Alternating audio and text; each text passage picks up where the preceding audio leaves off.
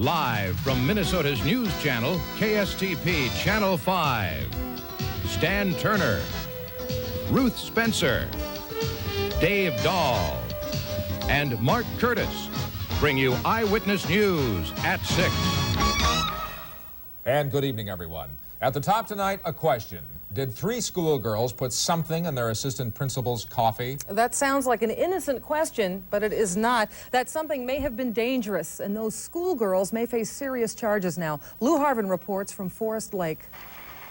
It's the talk of the town in Forrest Lake. Even former students of Southwest Junior High School, like Ron Conroy, finds the story hard to believe. They were stupid.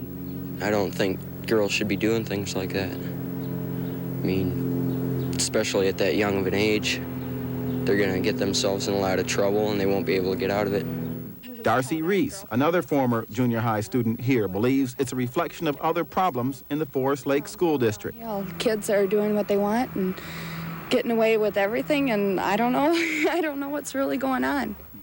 This is Assistant Principal Robert Espeline, the man who almost drank his coffee Tuesday, spiked with a foreign substance. He thought it was drugs or poison. He did not wish to go on camera today. But Southwest Junior High Principal Herb Millington told us 3 girls filled a cold capsule with some sort of product and placed it in Espeline's coffee. The girls, 12, 14, and 16, have been removed from the school here and placed in detention facilities. Espeline kicked the 3 girls out of school last week for being troublemakers. They were scheduled back to school this week, and officials believe they wanted revenge. Where did these girls get the idea? Well, Principal Herb Millington told me he believes this is a copycat of a similar incident in St. Paul just 2 years ago. In Forrest Lake, Lou Harvin, Channel 5 Eyewitness News. Well, the tests are back, and police know what was in that coffee, but they aren't saying anything about it since the case involves juveniles. The 3 girls were in court today. They're waiting for a trial date to be set in the next 30 days. Elk River High School seniors are supposed to go back to school 1 week from today, even though teachers are on strike there. Teachers walked the picket line for a 3rd straight day today. Now school officials say they're going to hire somebody else to teach Elk River students, starting with the senior class on Thursday. There's apparently no shortage of teachers looking for jobs. Elk River officials say they've already taken in more than 110 applications. And we're only about 29 hours away now from a strike deadline at Northwest Airlines. The flight attendants are still negotiating with the airline amid promises of support from a Teamsters official. Carolyn Brookter shows us that progress is being made in the talks, but the union members are still ready to walk. The countdown is on at the Northwest Flight Attendant Strike Headquarters in Eagan. We were just calling for volunteers. The number here is 454. Union workers are trying to line up attendants to work the picket lines instead of the skies if there's a strike. William Genoese, the head of the Teamsters Airline Division, told reporters that no progress had been made and blasted the company. One time it was a smaller company, and now that it merged with Republic, it is a bigger company, and their labor management attitude has to change completely because they want to continue to beat up on the workers. However, local union officials and Northwest itself contradicts him, saying some progress has been made. Other unions have not yet decided if they'll honor a strike. Jim Halverson speaks for the pilots union. We have got a decision to make. Hopefully this will be resolved short of a strike action. Jeff Musto of the Flight Attendants Union wants their support, but says it isn't essential. We can strike this company and be successful by ourselves. With the support of the other unions, we'd be just that much more effective. Meanwhile, negotiations between the two sides continue here at Northwest Airlines World Headquarters in Eagan. In the end, both sides are hoping they'll be able to come up with some kind of 11th hour agreement. Carolyn Brookter, Channel 5 Eyewitness News. The local union officials say the contract negotiations have always gone down to the wire, so they say this is not unusual. Next on Eyewitness News at 6, a proposal to test welfare parents for drugs. Jackie Renner shows us why one officer says it could help their kids. That's ahead. And live from the city hosting the Winter Olympics, a new sport that's more like surfing than skiing. That's coming up later on Eyewitness News at 6.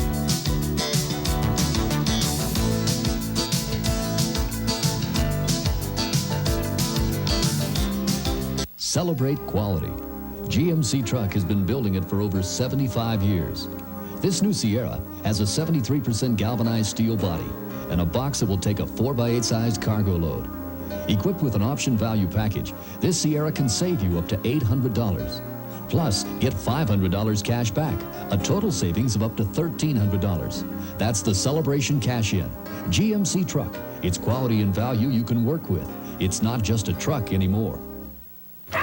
Do you know who the second largest seed company in America is? Sure, that's the new Northrop King. You know they're just a phone call away? Introducing the Agronomy Network. Call toll-free 1-800-AG-8-4767 with your questions. Terrific. 1-800-AG-8-4767. The Agronomy Network from the new Northrop King, bringing you seeds and service second to none. Hello, the new Northrop King Agronomy Network. Half the cars serviced by AMCO dealers don't need a new transmission.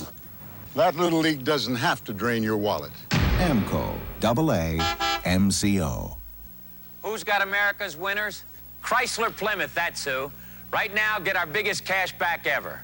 $2,500 cash back on the Chrysler New Yorker Turbo. $1,500 cash back on the Chrysler LeBaron Coupe. $1,000 cash back on the Chrysler Fifth Avenue, or $500 cash back on the Plymouth Reliant America. Chrysler Plymouth wants you to be an American winner. Who else competes like Chrysler? Nobody. Minneapolis police say there is no question there's a problem with children living in suspected crack houses. The question is what to do about it. Well, Jackie Renner reports tonight one law officer's controversial remedy drew harsh criticism from some state lawmakers today. When police raided the suspected crack house, they took extra precautions. They'd learned 2 young children were inside, reportedly locked in a bedroom. The mother has been accused of neglecting them. Last month alone, the police department's family violence unit investigated 157 cases of abuse or neglect. At least 19% of those cases involved alcohol or drugs. The head of the unit, Sergeant Steve Sizer, says it's a growing problem. Kids are coming to school and the teachers are combing cockroaches out of their hair.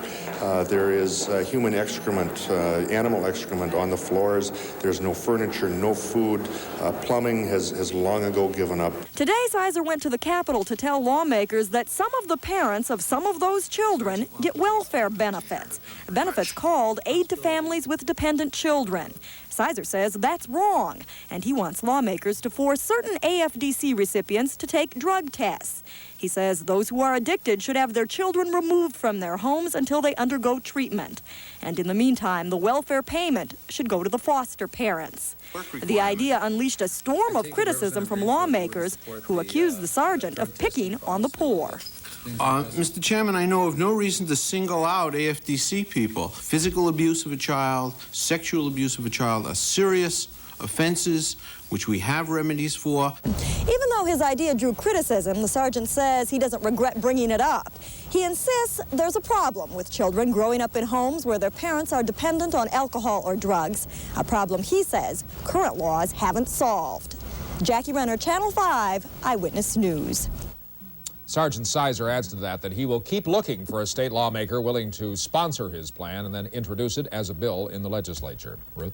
A 4-month-long undercover sting operation by the St. Louis Park Police is now over with 13 people arrested. The undercover operation turned up more than $100,000 in contraband, drugs, and stolen cars. Many of those arrested in the operation were juveniles. Police say the individuals tried to sell undercover officers stolen cars for cocaine.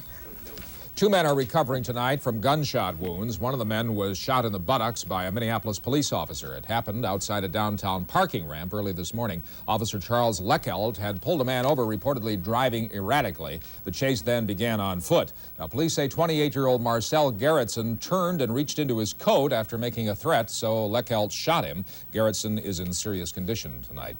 In a separate incident, a man was shot in the chest after a fight apparently spilled out from Moby Dick's bar and into the street in downtown Minneapolis. Sam Perry is in serious condition. Police are still looking for suspects in that case. An overnight fire in St. Paul has damaged a manufacturing plant there. The fire broke out at the Globe manufacturing plant. According to fire officials, bales of paper that may have been too close to a heat source ignited, catching the roof on fire. This car caught on fire after some soot and burning ash came off the building. There was about $5,000 in damage to that plant. It makes building materials. Still ahead, Dave Dahl shows us how spring is on the way. Maybe, at least a warmer weekend, he says. Got to be. I think we've got that coming. It must be spring, though. Otherwise, the Twins could not start spring training, could they? Ed Cairo has a report for us all the way from Orlando on our world champions. That's ahead. Plus, live from Calgary, we'll have a preview of tonight's freestyle figure skating competition starring Jill Turnery. All that and more coming up on Eyewitness News at 6.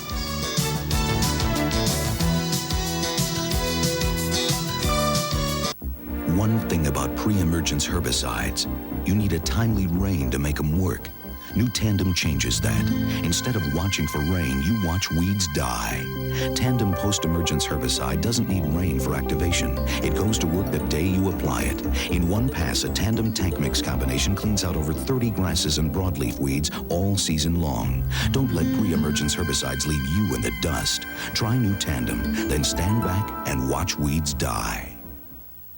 Others promise 1-hour service, but Lens Crafters delivers, because we have a complete lens grinding laboratory right here in the store. So we can custom grind your exact prescription in about 1 hour. It took 1 hour to make my glasses. Because they have the lab right on the premises. They do live by that word, 1-hour service. Lens Crafters, quality eyeglasses in about an hour. Burnsville Center, Southdale Center, Lomans Plaza, and now in Crystal Shopping Center, next to Target. Look, I want to show you something. What's something? Everything that isn't on sale this week at Best Buy Company. Are you ready? I'm ready. Did you see it? I didn't see nothing. Well, that was everything. Nothing is everything? And everything is on sale. What everything? That was nothing. No, come on, look again, look again. No, I don't see nothing. Well, that was it. What was it? Nothing is it. You said it was everything. It's nothing. Nothing isn't on sale. What are we talking about? Best Buy Company. Nothing's on sale. Everything's on sale. I hope somebody knows what's going on. This Saturday from 9 a.m. to midnight, everything at Best Buy is on sale. Now let me get this straight. Nothing's on sale?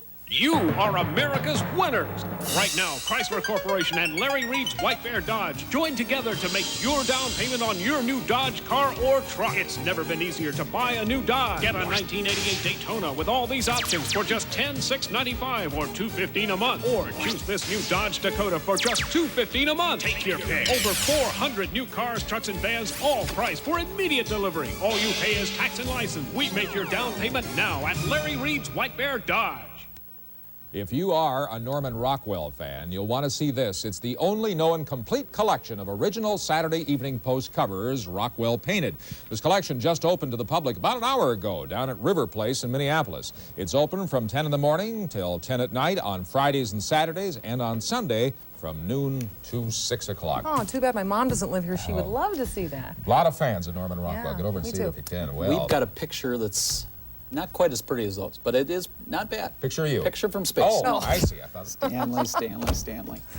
Picture from space is going to show the visible picture of the snow cover around Minnesota and the eastern Dakotas, and there it is. There is clear skies right now, but those white splotches are actually snow on the ground. You can see it. It extends from southeastern South Dakota right across extreme southern Minnesota, but no snow on the ground out in the west central part of the state, and for basically all of the Dakotas. 63 for a high temperature today at Pierre. That's as close as the warm air has come, and temperatures are warm right now. The 5-state picture as far as the temperatures go in the 20s in the eastern part of the state, 30s out in western Minnesota with little snow on the ground in Alex up to 34, but 40 as close as Fargo, 47 at Jamestown, and as I said, 63 at Pierre. And that warm air is going to continue to eat away at our snow cover across the eastern part of the state. We'll probably see the snow all but disappear by the weekend right here in the metro. First, let's take a look at Calgary outside. They have another great day. The second record high in a row today. They reached 61, 57 right now with mostly sunny skies. There, we have clear skies here. Temperature 25, the dew point now at 14, 62% for the relative humidity, a south wind at 15, the barometric pressure falling, 30.08, clear skies. Today's high temperature up to 28, too shy of the average, but 30 degrees short of that record set back in 1976 and 7 above this morning's low, and no snowfall officially out at the airport, of course. We had mostly clear skies throughout the daytime, but look at these weekend highs. It's going to get better. Even though it felt great today, 30s over the eastern part of the state over the weekend, 40s in the western part of the state, 50s in central South Dakota, and 60s out in the western part of South Dakota. And that is basically the picture for all weekend long. Our warmest day could be on Monday as the temperatures continue to warm up. Thanks to a couple of lows, they're going to clip along the northern border of the U.S. And that'll take a little bit of snow into the northeastern Great Lakes, but put us right in the 40s for the daytime hours tomorrow. And high pressure, sunshine, 40s, 50s, and 60s all the way out to the west coast. And because that weather is moving from the west to the east, the upper wind pattern Looks like it's going to keep the bulge of warm air right over the upper Midwest. Sunshine even into the east. 33 for a high today and tomorrow out there at New York City. Forecast for the Twin Cities and for tonight calls for mostly clear. It will be mild. Overnight lows 19 to 22. Southwest winds at 10 to 15. By the time you wake up tomorrow morning, partly cloudy sky. Not a bad start at 22. Then in the afternoon, mostly sunny and warmer still. 39 to 43 for highs. Northwest winds, though, starting to increase up to about 20. Friday night into Saturday, mostly clear. Lows in the 20s. Highs then upper 30s to right around 40 again, and it continues on. Looking ahead through Sunday, there it is. Monday and Tuesday, I like Calgary. Monday, Tuesday, highs there in the 40s all the way through the beginning of next week. So that's what's going to take care of our snow cover. But as we've said before, it's great skiing. The ski areas around the Twin Cities are just fantastic. Skiing in the 40s is great. Oh, yeah, a lot of that. Go this weekend. And we still have March to come if you like snow. Huh? Yeah, March, remember there's that? still some of that. Snowiest month. Right, snowiest month. Don't forget it. Thank you, David. Yep. In like a lion. Thank you. Let's go live via News Star now to our Mark Curtis in Calgary with the Winter Games. And Jill Trenery must be very nervous right about now, Mark. I don't know about nervous, but she's ecstatic right now. You know, it's 1 down, 2 to go for Trenery. Yesterday, she surprised everyone, including herself, by really finishing pretty high in the compulsories, 5th. And it should get even better tonight because now they skate the short program, which is a much stronger event for Jill. Question going in is, how is she going to play it? Will she go all out, try and impress the judges and take some chances, or lay back and play it conservatively? Let's go to Rob Lear now. And Rob, what do you think we'll see tonight? Mark, she's from Minnesota. Of course she's going to go for it. She says that aggressive is the only way she knows how to skate, and that's what we all expect to see at the Saddle Dome tonight. She will be the last skater to take the ice tonight at the Saddle Dome, and that is good for the judges because they'll give a last look at her. It is bad for Jill because it'll be a long wait, but the wait could be well worth it if she can move up in the medal standings.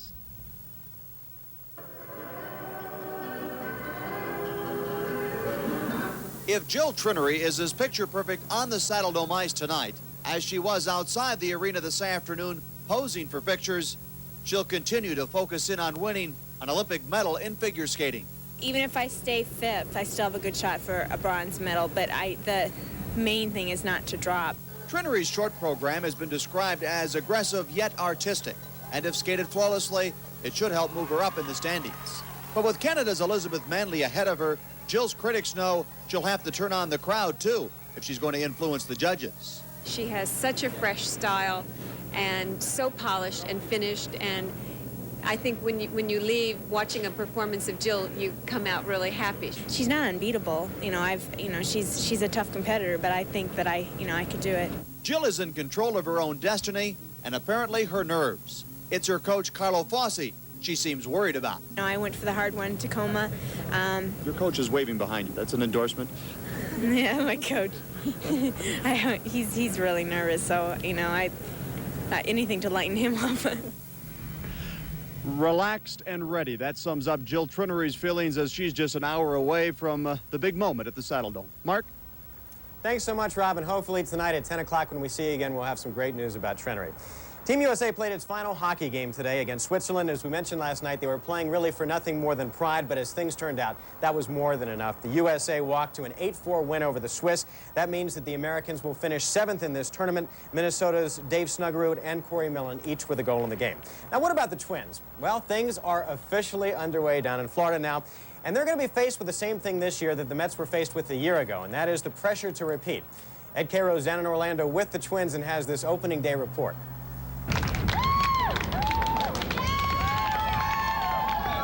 There were a couple of hundred of the faithful here at Tinker Field in Orlando today when the Twins opened full squad workouts. Last year, manager Tom Kelly opened spring training with a very brief message: play hard, have fun. This year, it was a bit more extensive. Well, we're going to try to do the same we did last year. Guys had a good work program down here, good work ethic. They got the work done day in and day out, and I think they realize how important that foundation is to playing a championship season. So that's what I told the guys today. Let's have a good work ethic down here and get our work done that we want to get done. And if we can have fun doing it, that'll be great. The Twins won't be spending a whole lot of time on their own. Citrus League games start in about a week. But it's just nice to have a bat in your hands for now, get out of here! Even without any opposition. Feels fun. Feels nice, first of all, to be back in the warm weather. That's always a plus. Sorry, folks back home, but no, really, it's not a vacation for us. It's time for us to go back to work, and guys are working hard already. The first day of spring, things are moving pretty good, and the guys are having a good time. All the players required or invited to be here are on hand, and only 3 are unsigned. Chris Patero, Tom Nieto, and Doug Bauer are working on that with General Manager Andy McPhail. In Orlando with the Twins, Ed Cairo, Channel 5 Eyewitness News. All right, late word from Orlando is that Tom Nieto has signed with the team, leaving only 2 unsigned players. We'll have more from Orlando at 10 o'clock. A couple of final Olympic notes from up here. There is talk that Edwin Moses, the track and field star, remember him from 1984, the great hurdler, is on his way up here to Calgary to join the U.S. bobsled team. He's being encouraged by Willie Gault, the Chicago Bears receiver, who's also on the team. And if you can believe this, 19 skiers were disqualified from the men's giant slalom today. Why? Because they were wearing unapproved uniforms during the first run. Unapproved uniforms? I guess they must have had propellers on the back or something. I've never heard of such a thing. Well, coming up from Calgary, we will tell you a new sport that is really taking off here and could be taking off in Minnesota soon. Catherine Smith has that story next. If you have an eye for exciting cars and an eye for value, then you'll want to see Grand Am. Now, at your Greater Metropolitan Pontiac dealers, your savings could total up to $1,310 when you buy a new specially equipped 1988 Pontiac Grand Am. With special factory savings, you could own, not lease, a new Grand Am with air conditioning, AM/FM stereo, and more for about $189 a month. Yes, $189 a month. See Grand Am now at your Greater Metropolitan Pontiac dealers. It's positively eye-catching. I'm so happy today. What you need from a radio station changes depending on when it is, where you're headed, or what you're doing. And through the different times of your day, and the different places you have to stay, there's one radio station to turn to every step of the way. KS95 FM, the #1 music station under the sun, is 95 and sunny all day long. Plywood, Minnesota's carpet and wallpaper warehouse sale. You betcha, Ken. It's a great time to buy carpet. Like Carton by Queen with DuPont's Antron Nylon. A stylish Berber, now just $13.99, completely installed. DuPont Antron Nylon resists stains. Plywood, Minnesota's Install Yourself Kangaback carpet is on sale, too, from $3.88. Here's Plywood, Minnesota's wallpaper department. 700 styles in stock, on sale from $2 a single roll. Plywood, Minnesota's warehouse sale. Carpeting and wallpaper now on sale. Introducing a high-performance luxury sports coupe made the Mazda way. Mazda's all-new MX-6 GT is a turbocharged, intercooled 12-valve road machine that'll outrun the top-of-the-line Honda Prelude and still run you a cool $2,000 less. Believe me, you don't have to drive it this hard to love it. You just have to drive it. This is the Mazda way. See your Mazda dealer in Minnetonka, White Bear, St. Paul, Richfield, and Brooklyn Center. You know, if you're a skier, Nikiska has been the place to be the last couple of weeks. The world's top skiers up there competing. That's really true, but you don't have to be a world-class skier to make it down that hill. I'll tell you, there was one man here in Calgary who says the best way to make it down a hill like Nikiska is on one ski. Well, Catherine Smith is standing by live to tell us how this European sport could be making a big hit here in North America. Catherine. Wendy, almost everyone who's ever tried downhill skiing has wiped out after catching a ski tip. Now, I don't go fast enough skiing to know what it's like to fall yet. Anyway, just think about having only one ski with 2 bindings on it, and now you've got the idea behind monoskiing. Jose Placido is a self-confessed ski bum turned entrepreneur. It all started during a trip to Lake Louise. He broke a ski, but did he call it quits? Of course not. He just used the only ski he had left. And I pulled the binding out, put the 2x4 on it instead, just to raise it, and then put the platform, and then put the bindings. From those humble beginnings, the idea for a monoski was born. Jose and his partner Sid have turned the idea into a business. They're still making everything by hand because this is their research phase. Before they automate, they need to know the best way to do everything.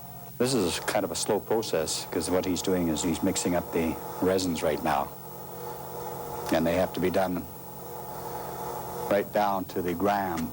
They use maple veneer and fiberglass material for the inside layers. Then they cover it with P-Tex, a hard plastic layer. This fledgling Calgary company is just getting off the ground. They're one of only 2 manufacturers of monoskis in North America.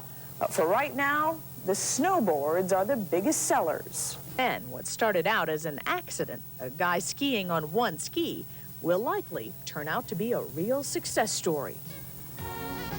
This past year, Sid and Jose turned out about 350 monoskis and snowboards, but next year they expect to fill 4,000 orders. So I'd say increasing business by 1,000% is almost the definition of success. Wendy, Mark? All right, Kate, thanks a lot. Whatever happened to going down the hill on the seat of your pants? Well, that happens too. Yeah. All right, we've got a whole lot more coming up from Calgary for you at 6:30. We'll show you how Jill Trenery is preparing for her short program tonight and talk live with her dad.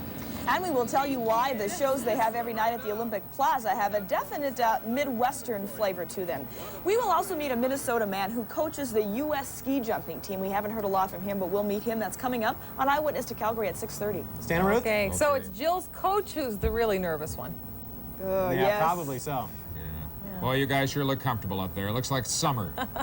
Gorgeous day. Oh, beautiful. It's coming our way, too. Yep, we're catching up with you. Not too bad here, not too bad. We'll check with you later. See you Thank later. you very much. All right, David, tell us a little bit more about that scrumptious weather. Yeah, we can't let them back in the state without bringing some of that with them. Right, 2 records in a row, 63 yesterday up there, 61 today. Yeah. Beautiful sunny weather, and we have clear, warmer weather heading in our direction. It's going to eat away at most of the snow cover around the Twin Cities. Mostly clear and mild tonight. Overnight lows, 19 to 22. That's what we were calling highs several days ago. We're going to be into the 30s, possibly lower 40s tomorrow. We've turned the corner, David. The best. Huh? It's wonderful. Spring cometh soon. All right, well, coming up tonight at 10 on the Eyewitness News Update, we're going to take a look at how some of the homeless are being given a new start in life. That thanks to the Union Gospel Mission in St. Paul. Tonight, we'll take you inside and show you how they help the needy get back on their feet. People who once had spent their lives in the streets now have a new place to call home. So please join us for the special assignment report tonight at 10 on the Update. And that'll about do it right now for Eyewitness News at 6. Give us a call, remember, on the tip line if you have a news story for us. The number 5 TV News. And now we go to Eyewitness to Calgary. We'll see you back here at 10 o'clock.